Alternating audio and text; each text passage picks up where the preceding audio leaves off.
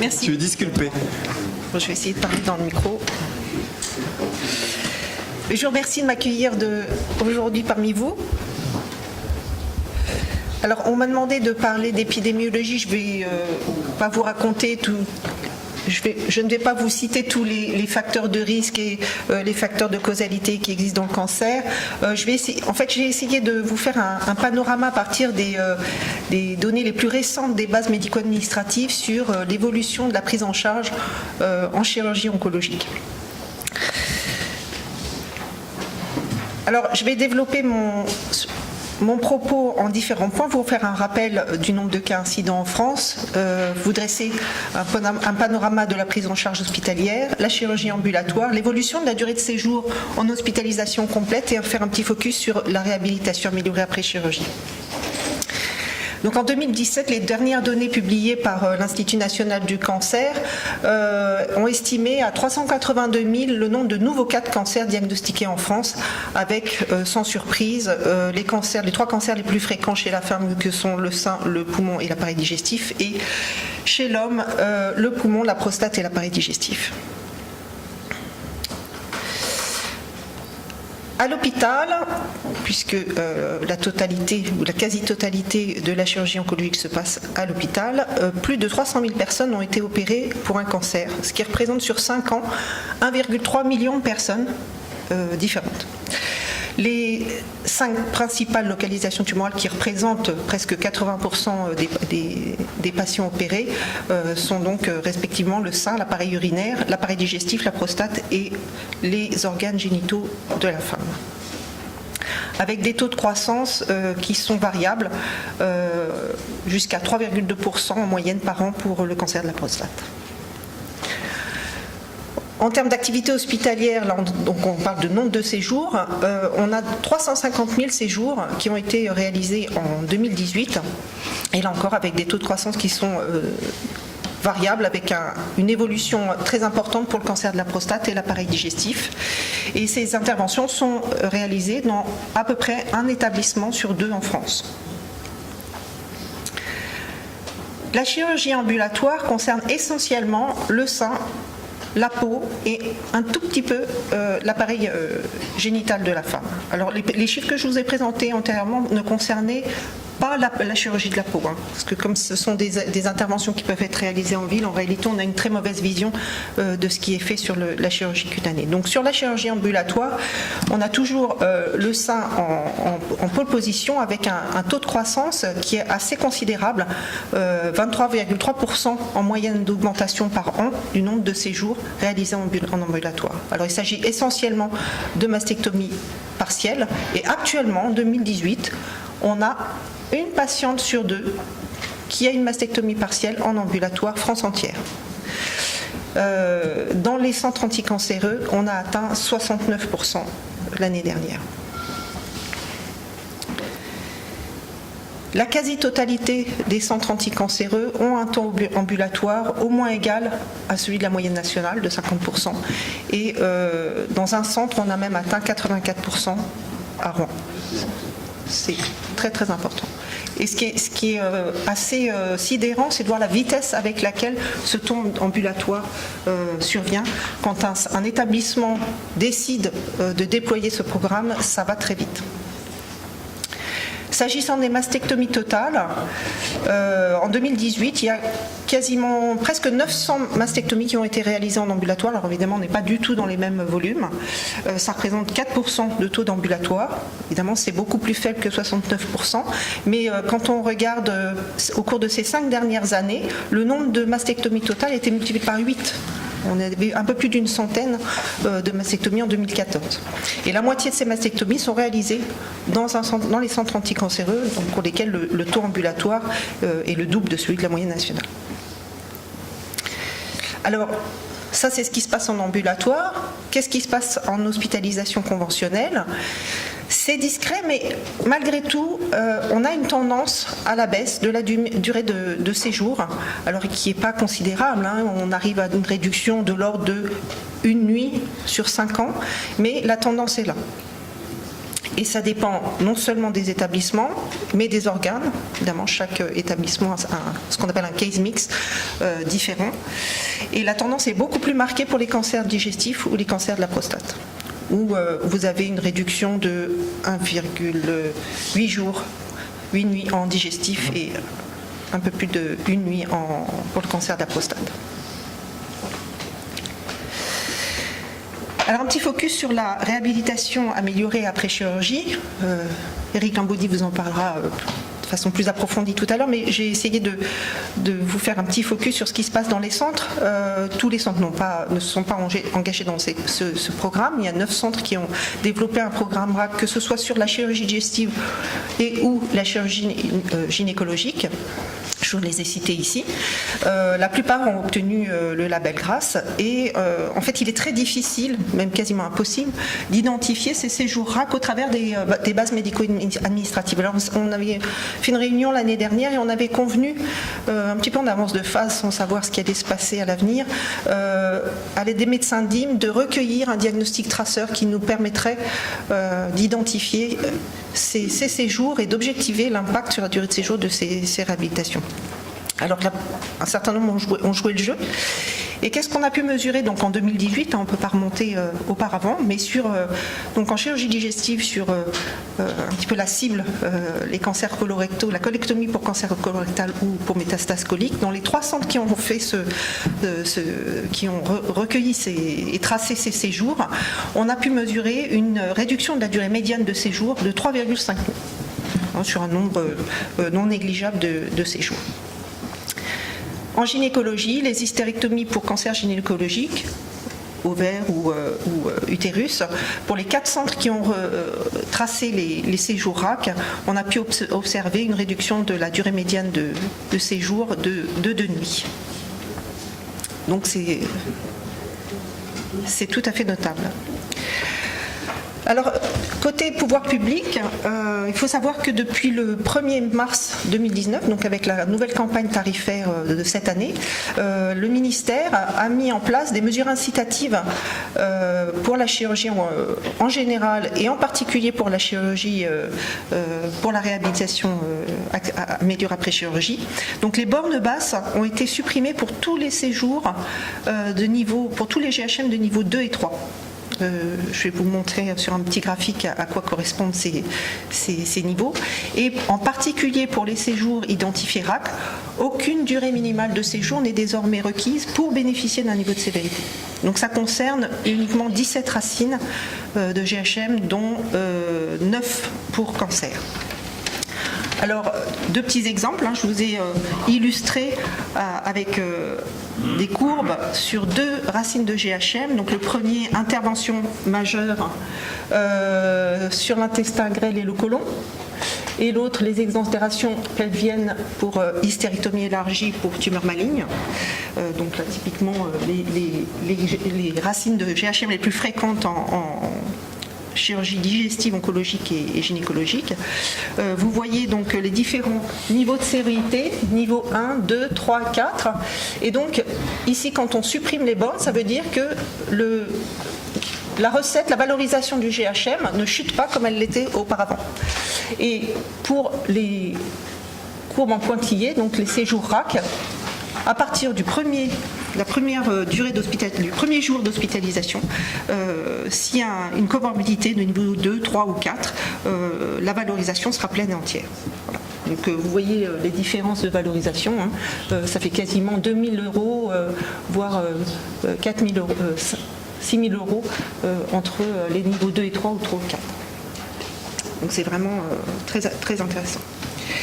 Donc voilà, donc pour conclure, on a donc davantage de patients atteints de cancer, c'est une évolution démographique inéluctable, davantage de patients opérés. Malgré tout, la prise en charge des patients opérés pour cancer a considérablement évolué avec des taux d'ambulatoire très très importants. Et donc au-delà des techniques opératoires qui sont mises en œuvre, ces changements sont le fruit d'une modification à la fois de l'organisation des soins et d'une approche systémique du patient beaucoup plus large grâce au programme de réhabilitation améliorée. Et donc avec les nouvelles dispositions tarifaires qui ont été mises en œuvre, les pouvoirs publics adressent un signal fort aux établissements. Voilà, je vous remercie.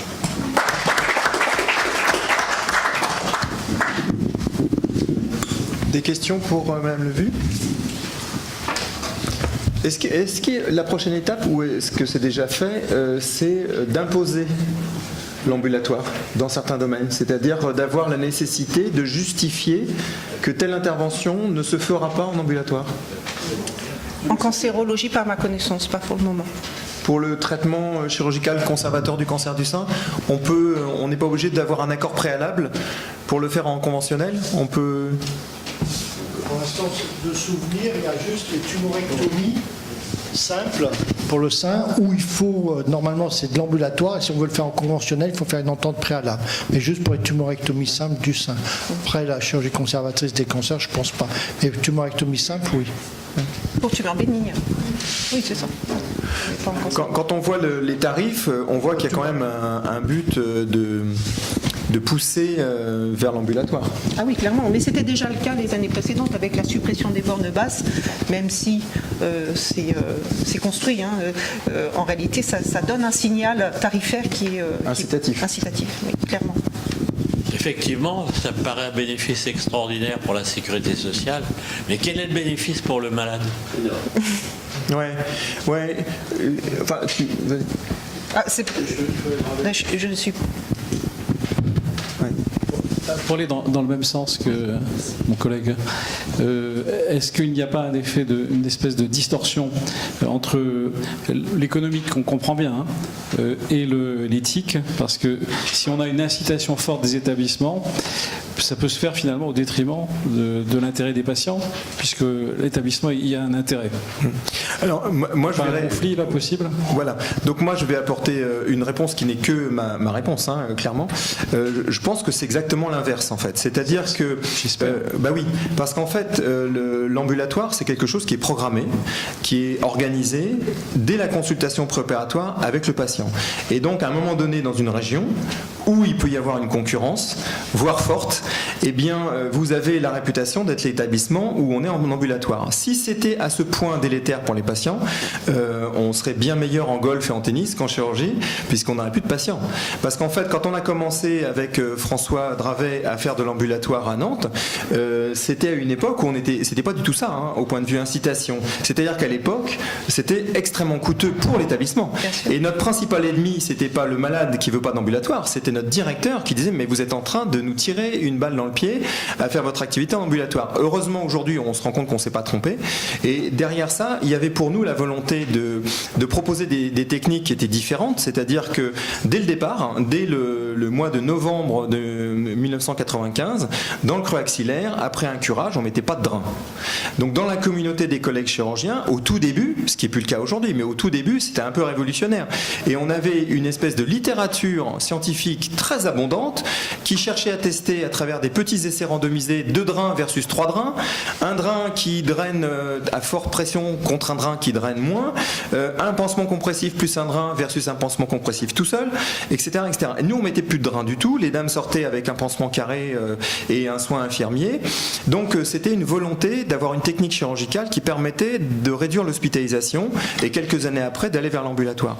En fait, ce qu'on essaie de démontrer, mais c'est plus difficile à démontrer à des collègues qu'à des patients, qu'en fait les patients sont bien traités par l'ambulatoire. C'est-à-dire que celles qui ne veulent pas entendre parler de l'ambulatoire, on les garde une nuit et on se demande vraiment ce qu'on leur fait, puisqu'elles partent le lendemain, il ne s'est rien passé. Il faut dire comment ça se passe quand on met en place un programme ambulatoire en chirurgie oncologique, c'est qu'on commence d'abord par une année d'observation et on se pose la question pendant un an de qu'est-ce qui s'est passé dans la nuit du J1 d'intervention. Et en fait, sur 99% des patients, il ne se passe rien. Et d'ailleurs, si on avait posé la question à François Dravet, combien de patients sont revenus pour se faire réopérer dans la nuit ou le lendemain, il y en a 0. Donc en fait, mais c'est lié au fait qu'on sélectionne. Hein. On ne fait pas des œsophages en ambulatoire. Hein. Vous avez bien compris que c'était une chirurgie simple, avec un risque de saignement qui est quand même très bas. On ne considère plus que la nécessité de ponction axillaire correspond à une complication juste à un acte extrêmement fréquent et une douleur qui est bien gérée. On a un taux de conversion que François pourrait nous dire plus précisément, mais qui est de quelques pourcentages, hein, 4-5%, c'est à conversion d'ambulatoire, c'est des dames qui restent la nuit, c'est un taux qui est extrêmement bas, mais sinon, pour les patientes, elles n'ont pas l'impression, à partir du moment où elles ne les découvrent pas. Ce qui était dur, c'était nos premières années, parce que les collègues généralistes envoyaient les dames se faire opérer en disant ils vous garderont 8 jours, et nous on leur disait on vous gardera pas plus d'une journée ou deux. Elles, ces années-là, elles se sentaient un petit peu délaissées. Mais aujourd'hui, non, vraiment les patientes, pour elles, ça se passe bien. Et puis derrière ça, et ce qui joue un peu contre l'idée qu'il faut le défendre, c'est qu'effectivement, on est poussé vers ça. On est pareil que tous les hôpitaux, hein. Notre nombre de chirurgiens augmente, mais notre nombre de lits diminue. Donc il faut bien passer soit par l'ambulatoire, soit par la réhabilitation dont nous parlera Eric. Triboulet, pour répondre à votre question un peu éthique, il faut rappeler que toutes les propositions de nouveautés, les innovations en ambulatoire viennent des sociétés savantes. Ce n'est pas les administrations et les institutions qui proposent et qui apposent. Ça vient de nous, des sociétés. Évidemment, ces sociétés sont boostées et sont stimulés par les novateurs, par les Dravet et autres dans tous les domaines. C'est eux qui, finalement, arrivent à convaincre la discipline ou une majorité d'acteurs, et ensuite, ces acteurs remontent l'information, et finalement, au bout d'un certain temps, nous, on a mis des années avec l'AFCA pour supprimer les bords de base dans le niveau 1. Maintenant, je vois avec plaisir, alors ça nous a demandé une bataille effrénée pour convaincre, puis après, maintenant, je vois avec plaisir que c'est niveau 2 et 3, mais c'est intéressant. C'est une question d'éthique, mais ça part de nous. Hein. Oui, c'est intéressant de voir qu'avec le scénario de la RAC, on ne va pas se retrouver dans la même chanson qu'avec l'ambulatoire, et que finalement, les choses ont été beaucoup plus vite. On a l'impression que les pouvoirs publics ont retenu la leçon. Juste pour prendre un exemple de notre service, où quand on a mis en place les mastectomies en ambulatoire il y a 4 ans, on a même été critiqué en direct par nos infirmières, alors qu'on faisait de l'ambulatoire depuis 20 ans, pensant qu'on allait faire les fous. En disant une chirurgie mutilante, les malades ont pu être pris en charge psychologiquement. L'exemple, la vraie vie. Hospitalisation conventionnelle, la malade était vue par le chirurgien, on faisait en proposition de soutien psychologique, toujours c'est le refus. En sortie d'hospitalisation et en consultation post-opératoire. On leur proposait 3 fois. Ambulatoire, on a fragmenté la prise en charge malade. La malade est vue par le chirurgien, on lui propose un soutien psychologique. Elle est vue en consultation d'annonce infirmière, on lui propose un soutien psychologique ou sophro ou hypnose. Elle est vue le soir de l'hospitalisation, on lui propose. Elle est vue à l'appel du lendemain, on lui propose. Elle vient en soins infirmiers, on lui propose. Elle vient à la consultation post-opératoire, on lui propose. 3 fois versus 6 fois. L'ambulatoire permet de doubler le nombre de propositions de nos malades d'un soutien psychologique. Voilà. Et ça a fait augmenter très nettement le nombre de consultations de psychologie, de sophrologie ou d'hypnose dans l'établissement. Juste, Séverine Alran, juste pour rebondir, moi j'ai tendance à expliquer aux étudiants et aux internes de dire avant on hospitalisait et on réfléchissait, et l'ambulatoire permet de réfléchir puis d'hospitaliser.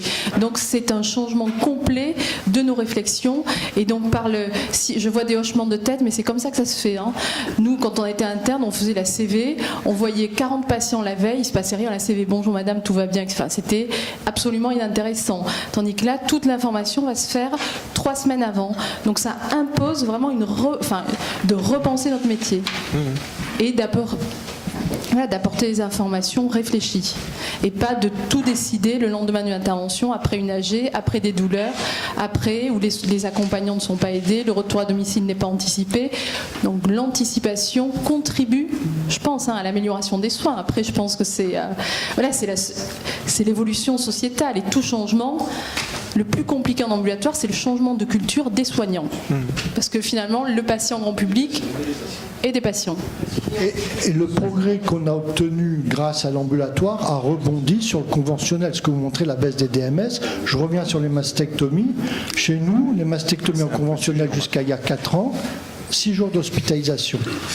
Aujourd'hui, on fait 40% de mastectomie en ambulatoire, les autres 60% sont conventionnelles, sauf qu'elles sortent à J1 ou J2. Parce qu'on a amené des progrès par l'ambulatoire de la prise en charge globale du malade, on a réduit le conventionnel. Et on a gagné 4 jours d'hospitalisation sans changer la qualité des soins, simplement que l'évolution a fait que ça s'est simplifié.